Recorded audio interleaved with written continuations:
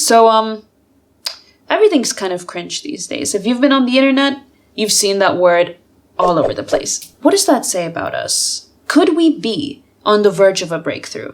Let's discuss. Hello, everybody. Welcome.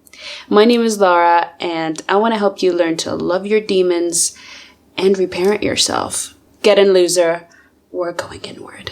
So today we're talking about disgust, what its purpose is, why it's an important emotion, and how we can use it to deal with shame. So, to explore these themes, we're going to be talking about Schitt's Creek, specifically one character, David Rose. So Schitt's Creek is about this rich family who suddenly lose all of their wealth and are forced to live in this provincial town, Schitt's Creek. Basically, the 6 seasons explores them coping with this aggressive downgrade. Each character does experience some growth, but very different degrees. In my opinion, Alexis has the biggest growth, and then the dad, and then David, and then the mom, Moira. We'll get into it.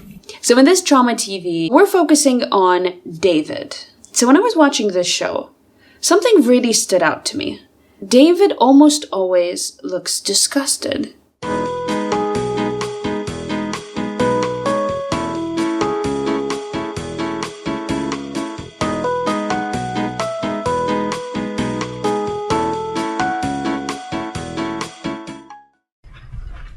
Ew! Actually, my sister pointed this out to me, and I just couldn't unsee it afterwards. I'm like, yeah, he always looks kind of over it. Ew, what? I literally don't know what that means. We're gonna be talking about why he does that, and why it might just be a good thing. This is Trauma TV. Also, shout out to my beautiful, talented sister. She also has a channel. She's more in the spirituality realm, so if it speaks to you, check it out.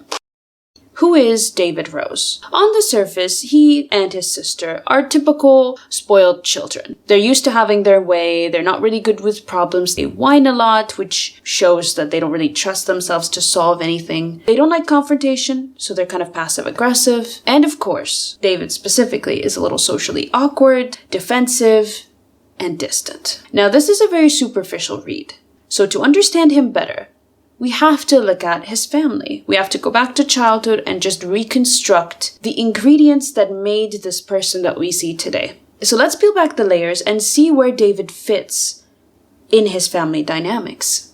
Let's start with the mom. David is his mother's hype man, her supporter, and bestie. She's always relying on him for support, whether that's emotional, career-related, or just figuring things out. Tonight, I will make my mother's enchiladas. And David, you will help me. What? It says folded in! This is your recipe! She goes to him for everything. David? I have my first town hall meeting in an hour. Where is my portfolio? She goes to him when she's upset, when she wants someone to hang out with. It seems there are some nude photographs of me on the internet, and I would like you to search for them. Or when she needs to run lines with somebody. I think part of the problem, David, is that I'm getting nothing from you. It's like working off a corpse. David is her go-to, without which she cannot soothe or take care of herself. God, no! No! My earrings, they were there. They're not there! Hey, you're being super dramatic right now. Stop and look for them! Okay, calm down. Breathe. So in this scene, Moira Googles herself and reads some nasty comments, so she's having a bit of a breakdown. How everybody reacts to this perfectly summarizes the dynamic of this family in general. Have you seen your mother today? Yeah, she was face down on the carpet. And you didn't say anything? I thought she was maybe looking for contact or something. I need you two to go in and take... And don't let her out of your sight, okay? We don't want her detonating in public. Oh, and she's very hot and cold, much like the mother from Ginny and Georgia, Link. When she's vulnerable, she's hot, and she wants to be around her children, specifically David. We'll talk about Alexis in a second. But when she's okay, and she has other things to occupy her, she dismisses her children. Like, there's this one scene where she's like, okay, now run along, David, because she wants the attention. And now a special littles. David, you can step aside now, dear.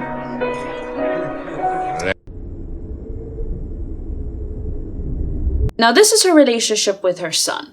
She has a completely different dynamic with her daughter. She is threatened by Alexis. She does not support her in any of her pursuits, and often is a barrier to her pursuing her own thing. We see this when she graduates from college, she goes into business for herself, when she wants to audition for the lead, and with her first serious relationship. Alexis Rose. This certificate reminds me of the one you were awarded for getting your braces off. Now that was a grand day. I want you to focus on this scene. She wants a grant for her first pitch for her business, Singles Week. At first, she's not even interested. Can I talk to you for a sec? Oh, always. Just not now. She's like, what's this? And what, pray tell, might this collection of words be? She just goes into a bit of a shock. I'm throwing my hat in the ring for the Arts and Culture grant. Watch this body language. She gets completely defensive and she's so ready to say no. She's already made up her mind. She wants to shut this down right now. And she keeps changing her reasons as to why she's saying no. First she says, oh, they've already picked one. I have a funny feeling council already has its favorite. Then she's like, how dare you use this public money for your personal gain? You can't ask council to misuse public funds just so that you can find yourself a new boy toy. And finally, she just gives a vague, nah, it's not really good enough. It's a valiant first effort, Alexis. It is. But darling, do keep those wheels turning. Nah, because again, she's threatened. She feels like her star is kind of dimming, or there's not room enough for both, or just potentially someone's gonna outshine her. And she does the same thing when her daughter auditions for Cabaret to be in the lead. I'll step in as the star of your musical. No! Again, she says no, she changes her answer a bunch of times. No, with your responsibilities as our in-house publicist, I couldn't ask you to do that now. I think that we should bring Alexis in. Jabberwocky, there are still stones left unturned. And I want you to focus on this one reasoning where she's like, yeah, Alexis just doesn't have the experience. Alexis just doesn't have the life experience. She doesn't have the girth to play this refined character. Because according to her stories... Well, she's had her fair share of adventures, yes. But the role of Sally Bowles requires an actress who can mine a deeper, darker cave. So she's willing to support Stevie, but not her daughter. All this to say that Moira focuses all her attention on David. So you might want to pay a little more attention to your daughter's life, if only to alleviate the weight of me having to deal with it every day. That's a lot of pressure. Next, the dad. The dad is overly critical. Is that appropriate attire for high school, you think? He's constantly giving advice and meddling, and this comes from a subconscious belief that his children can't really take care of themselves. Hey, do me a favor, David, and don't mention this to Dad, because I haven't chosen my courses yet, and if he finds out, he's just gonna buzz around until I ask him his opinion. And he hardly praises a job well done. Like the mom, his relationship to both children is very different. With Alexis, he's more protective and maybe a little bit softer on her, but with David, he's harder, and he puts more responsibility because he's the eldest. There's this one episode where they find a pregnancy test in the toilets and they think it's Alexis's. First thing he does is he blames David. Someone needs to talk to her. Don't look at me. I'm pretty sure she already knows it's a mistake. In his mind, it was David's responsibility to watch out for his sister. You know, I'm a little disappointed in you, David. You spend a lot of time with Alexis. You could have done a better job looking out for her. Again, there's a lot of expectations on David. Okay, I want to talk about this body language. Notice how defensive this disgust posture is. He's basically boxed himself in, and he's subconsciously leaning back. Look at that. This is important. We'll come back to it later. Also, big props for Daniel Levy, who's able to really characterize David. And finally, Alexis. We're not really gonna linger too much on her. The only thing you really need to know is that she's the avoidant type who just does what she wants. So that kind of adds more pressure to David because Alexis is just gonna flake off and does whatever she does. It's a recurrent thing in the show that Alexis is off to some country. Here are some highlights. Do I have to remind you of the time that I was taken hostage on David Geffen's yacht by Somali pirates for a week? I didn't go missing, David. The FBI knew where I was the entire time. It's just a checkpoint, okay? I've been through tons of these in Johannesburg. Were you picked up by the South Korean secret police on New Year's? She escaped that atmosphere, so it was almost always on David to hold the fort, to fill in the blanks, to take on all of the emotional responsibilities. This brings us up to speed with the present. So as a result of this upbringing, David has some serious shame. He sees you for all that you are. Well, hopefully not all that I am. I mean, that would... I am damaged goods. Now he's cynical about love. If we throw a Renaissance fair every month, I just feel like we might be tempting fate. Don't trust anyone that wants to be your friend on the first day, okay? He's terrified of trusting people. You stood in front of me and told me to trust people when I was perfectly fine not trusting people. Not trusting people is what I'm used to. And again, he's constantly just disgusted with people. So let's just recap. Unreliable sister, mother who constantly needs him and will push him when she doesn't, and dad who does not appreciate his efforts. Put them all together, and we have a person who sees relationships as untrustworthy, like we said, flaky sister, mom who's hot and cold, and dad who's emotionally distant, and suffocating. Because of his mom, David has learned that being a part of a relationship means losing yourself. I just announced I'm getting married. You and your wonderful Patrick have years to celebrate. What a unanimously disastrous day this is turning out to be. Because he's constantly adjusting to the whims of the mom and has no say of his own. He's just reacting, responding, accommodating. And he's very dispensable. He does not have security in relationships. So, as a result of this self-esteem and his view on relationships, he was bullied and he had no friends. I will not relive that bullying nightmare. It wasn't that bad. That's the heartbreaking part. You're so blissfully unaware. So naturally, what he did is he numbed his emotions, surrounded himself with people who are emotionally distant, and built up his defenses. The biggest one of which is disgust. That face. So let's talk about it. What is disgust? Disgust is one of the 5 primary emotions that we have. The first OG batch. It is a reaction that we have towards things that are toxic. Now, I don't like the word toxic, as it's just thrown around at everything. I don't like it because it's too vague.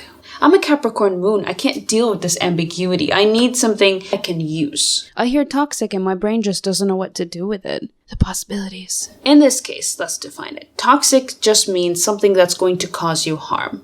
So for example, you're a hunter-gatherer, you find meat, but you smell it and it's kind of rotten. So you'll feel disgust as a way to avoid eating it and getting sick. So basically, disgust is a way for us to repel what is toxic. I mean, just look at the facial structure, actually.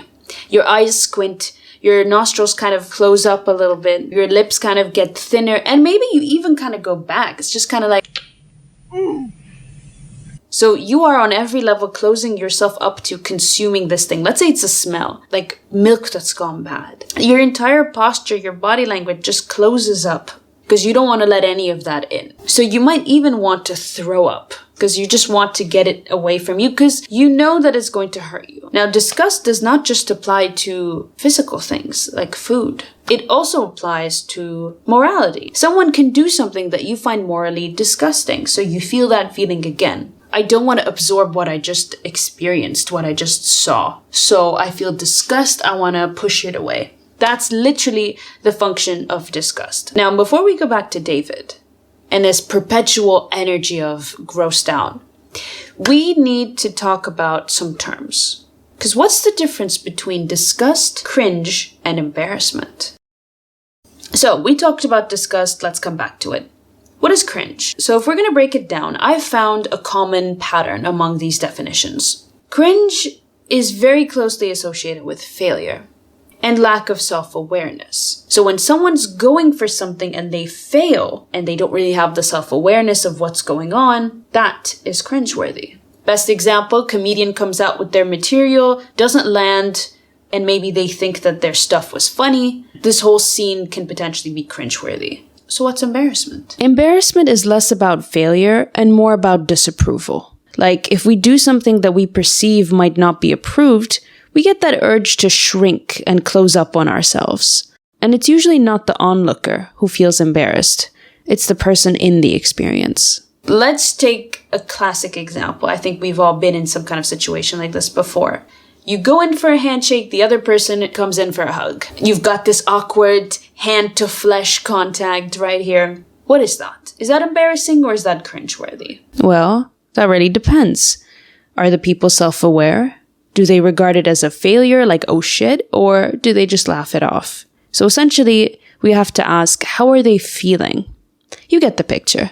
Takeaway here is that disgust, cringe, and embarrassment are different ways that we deal with traits or thoughts that we think might get us rejected. So we either internalize it with embarrassment to get us to feel bad enough to change, or we externalize it, pin it on other people with cringe or disgust, which are basically kind of the same emotion.